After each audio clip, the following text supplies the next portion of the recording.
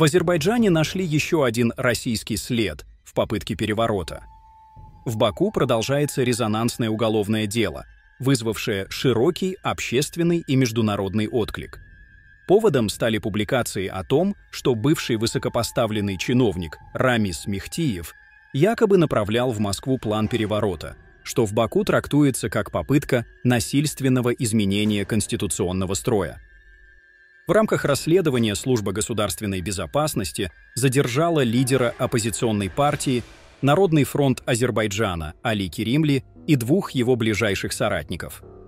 Сабаильский районный суд признал достаточными основания для содержания Керимли под арестом сроком 2 месяца и 15 суток, а Мехтиев был помещен под домашний арест на 4 месяца с обвинениями в особо тяжких преступлениях, включая государственную измену и легализацию имущества, добытого преступным путем.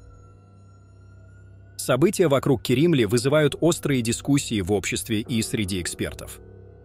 Примечательно, что Али Керимли, известный критикой действующей власти и заявлениями о нарушениях прав человека, ранее делал антироссийские заявления и позиционировал себя как антироссийского деятеля.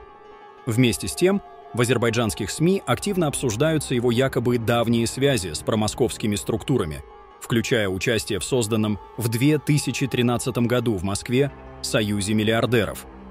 Эти обстоятельства усиливают внимание к возможному российскому следу в попытке переворота, который, по версии некоторых источников, просматривается в действиях определенной части оппозиции. По данным ряда конспирологических публикаций, президент России Владимир Путин якобы лично уведомил Ильхама Алиева об отправке плана переворота в Москву, что создает дополнительный международный резонанс и позволяет властям Баку связывать внутренние угрозы с внешним вмешательством. То есть, если верить этим публикациям, Путин якобы был в курсе того, что одна из башен Кремля стремится к перевороту в Азербайджане. Особое внимание аналитиков привлекает противоречие между риторикой Али Керимли и фактическими политическими союзами его партии. В числе ее партнеров назывались «Союз мусульман» и иранские телеканалы «Сехер», которые активно использовались для политической агитации. Иммигрантская оппозиция проводила кампании с призывами не покупать азербайджанский газ, что эксперты рассматривают как продвижение российских интересов в энергетической сфере. В совокупности эти факты формируют у властей Баку и части аналитиков впечатление, что действия определенных оппозиционных структур могут быть связаны с внешним влиянием, прежде всего российским, что и легло в основу обвинений в попытке переворота с российским следом.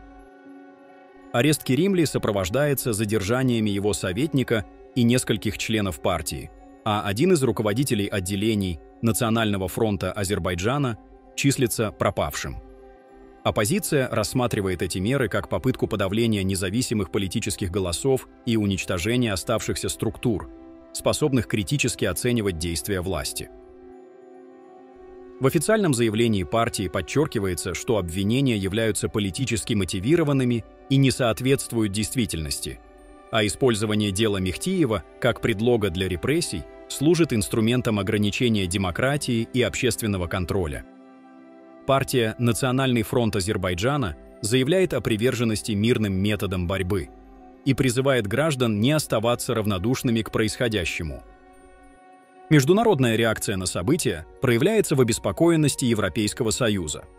Представитель ЕС по внешней политике и политике безопасности Анита Хиппер подчеркнула необходимость соблюдения прав человека, предоставления обвиняемым независимой юридической помощи и надлежащего медицинского обслуживания. В Брюсселе внимательно следят за развитием событий и ожидают, что Баку выполнит свои международные обязательства, включая Европейскую конвенцию по правам человека, что создает дополнительное давление на азербайджанские власти в вопросе прозрачности и законности действий правоохранительных органов. На фоне внутренней политической напряженности Азербайджан также регулирует отношения с Россией после крушения гражданского самолета. Помощник президента Азербайджана по внешнеполитическим вопросам Хикмет Гаджиев заявил, что Баку предъявил Москве 4 ключевых требования: официальные извинения, проведение полного расследования, привлечение виновных к ответственности и компенсацию пострадавшим. Гаджиев подчеркнул, что до выполнения этих условий преждевременно говорить о нормализации двусторонних отношений. Отметим, что в ряде азербайджанских и региональных СМИ из текста была убрана фраза «как только эти вопросы будут решены», что меняет смысл высказывания. В результате создается впечатление, что Баку и Москва уже перевернули страницу недоразумения.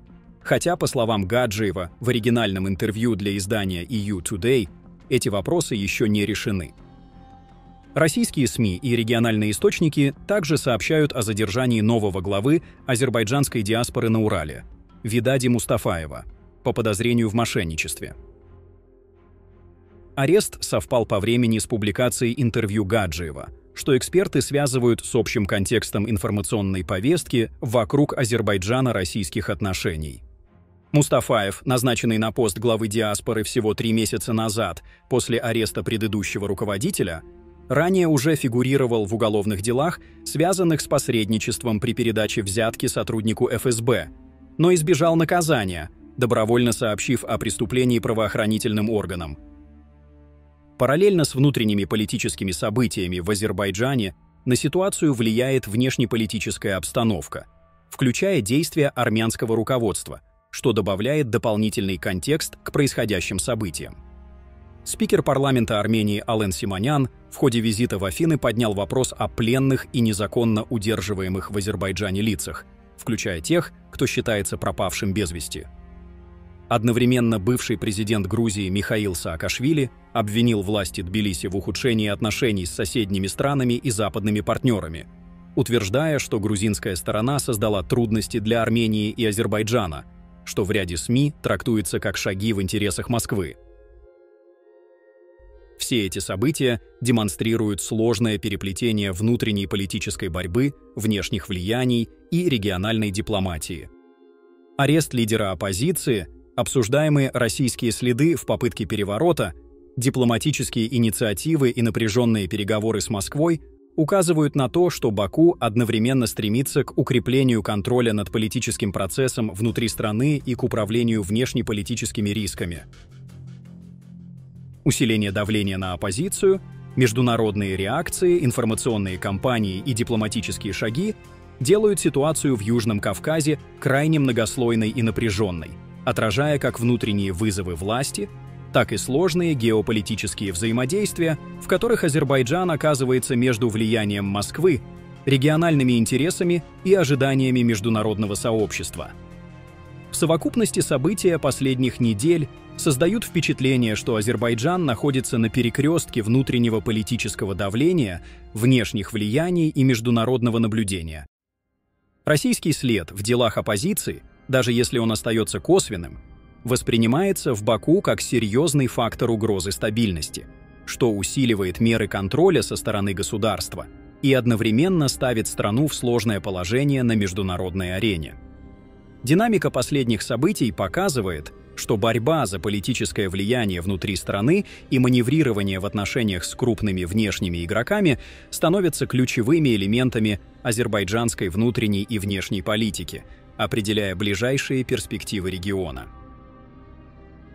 Следите за развитием событий вместе с Регньюз и подписывайтесь на наш канал, чтобы не пропустить самые важные новости и аналитические обзоры.